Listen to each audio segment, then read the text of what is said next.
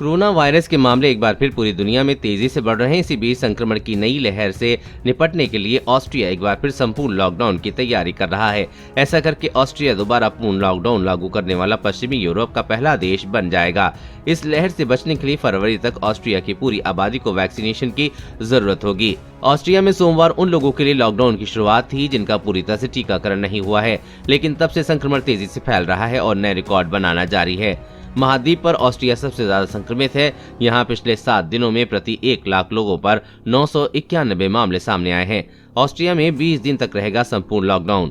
Austria के chancellor Alexander शेलेनबर्ग ने एक कॉन्फ्रेंस में कहा कि हम लोगों को टीकाकरण के लिए मनाने में असफल रहे हैं। उन्होंने घोषणा की है कि सोमवार से लॉकडाउन शुरू होगा और 20 दिनों तक चलेगा। उन्होंने कहा कि बचाव के लिए टीकाकरण 1 फरवरी से शुरू होगा।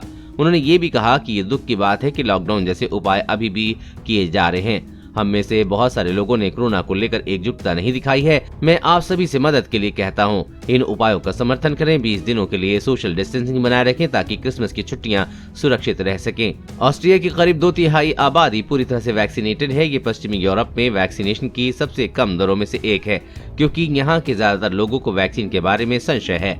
उधर नीदरलैंड में भी इस वक्त आंशिक लॉकडाउन लगा हुआ है। यहाँ बार और रेस्टोरेंट रात 8 बजे तक बंद हो रहे हैं। जर्मनी में भी आपातकाल जैसे हालात हैं।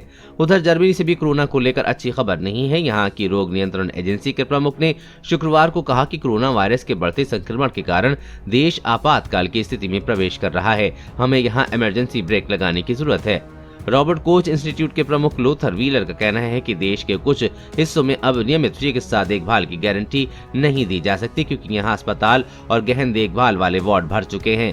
व्हीलर की ये चेतावनी उस समय दी है जब जर्मनी की सरकार देश भर में नए प्रतिबंध लागू करने पर विचार कर रही है। इसके तहत उन लोगों के लिए पूरी तरह लॉकडाउन लागू कर दिया जाएगा जिन्होंने टीका नहीं लगवाया है। देश और दुनिया की हर अपडेट पाने के लिए चैनल को सब्सक्राइब करें।